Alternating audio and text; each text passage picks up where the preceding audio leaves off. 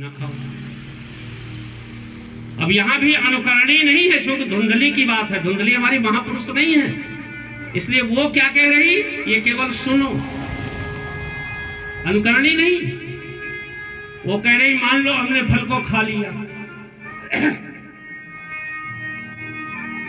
और फल खाने से गर्भ ठहर गया तो आधे पेट में तो लड़का ही बना रहेगा, फिर मैं आधे पेट भोजन करूंगी क्या? अब देखिए धुंधली जी की सोच।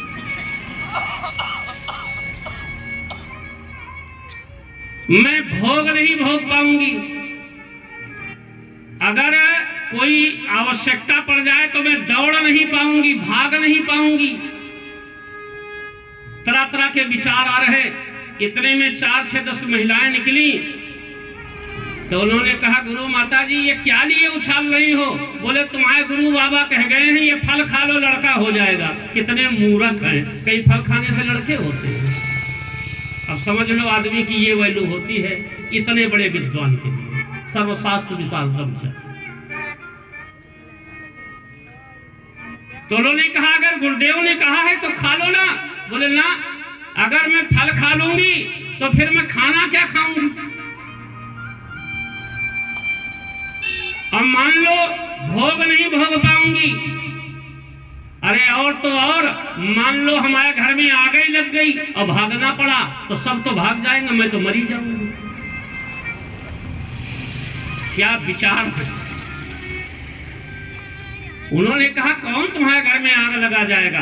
बोले मान लो फलों वाला लड़का है, साधारण वाला तो है नहीं। हमने सुना है सुखदेव जी अपनी माता के गर्भ में 12 साल रहे और ये अगर 2, 4, 10 साल रुक गए तो मैं तो मर ही जाऊंगा।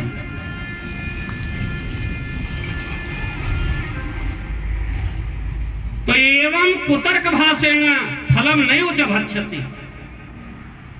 इतने कुतर्क उसने दिए, इतने कुतर्क किए कि आखिर में फल नहीं खाया और छोड़ दिया, फल को रख दिया नहीं खाऊंगा। शाम को पड़ोस के गांव में बहन ब्याही थी, पट करके रोई, कहने लगी तुम्हारे जीजा जी ने फल दिया है ये, और कह रहे खा लो लड़का बच्चा हो जाएंगे। तो धुंधली की ही तो बहन है, उससे कहा कहीं फल खाने से नहीं लड़के होते हैं। पागल ना बनो, हम जानते हैं जीजा जी कितने होशियार हैं।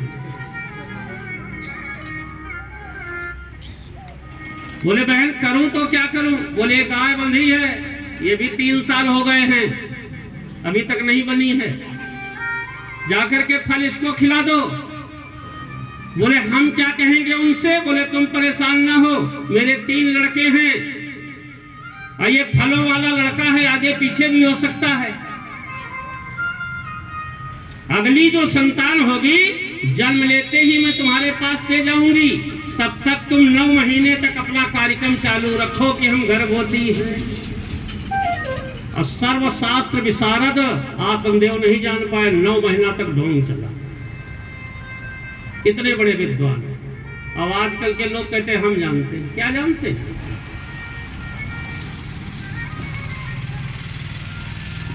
आत्मदेव ने कहा फल खा लिया? बोले हाँ, और खाई भर नहीं लिया, हमें फायदा भी कर गया है, हमें लग रहा है।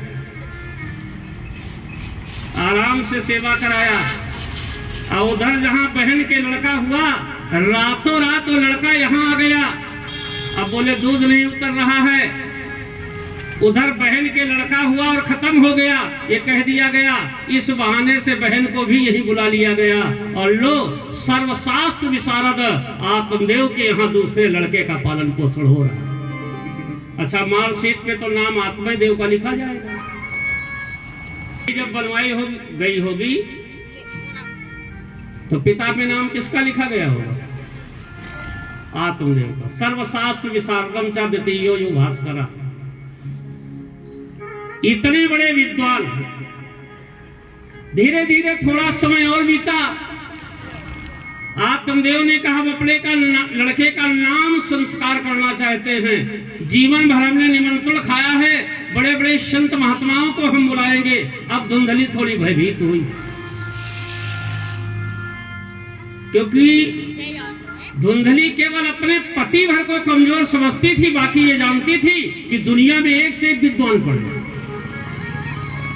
ऐसा थोड़ी कि नहीं जानती थी धुंधली।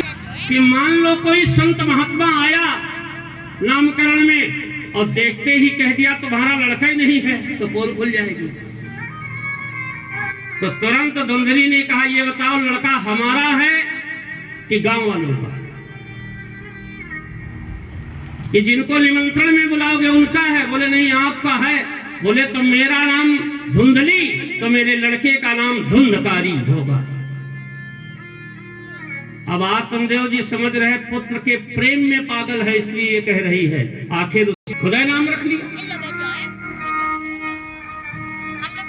अब धुंधकारी ज्यों ज्यों नामकरण हो जाने के बाद थोड़ा बढ़ने लगा, उधर 2 माह बाद गाय ने भी एक बेटे को जन्म दिया। सारा का सारा शरीर मनुष्य का था, केवल उसके कान बछड़े जैसे थे, इसलिए विद्वान आत्मदेव ने उसका नाम गोकर्ण इति नामना, उसका नाम गोकर्ण रखा। गोकर्ण धुंधकारी का पालन पोषण होने लगा। एक ही अन्न को दोनों खा रहे हैं, लेकिन दिशा अलग अलग हो गई। मनो ये कर्मों का संस्कार है, जो बोया है वही तो काटोगे।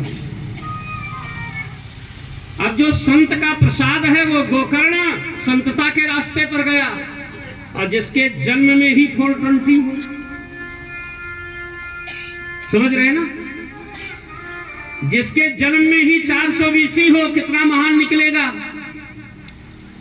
तो धुंधकारी कुमार की ओर गया। बचपन से ही छोटे छोटे बच्चों को उठा करके कुएं में फेंक देता था, असुर प्रवृत्ति।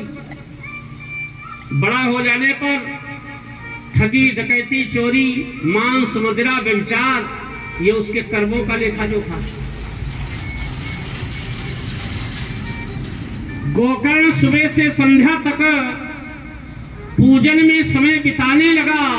अब खल नीच धुंधकारी देखो वैश्याओं के घर जाने लगा। जिसके जो कर्म थे वो प्रभावशील हो गए। धीरे धीरे एक दिन आत्मदेव का उसने थोड़ी स्वागत भी कर दिया। जैसे पहले लोग क्या किया करते थे, जब कोई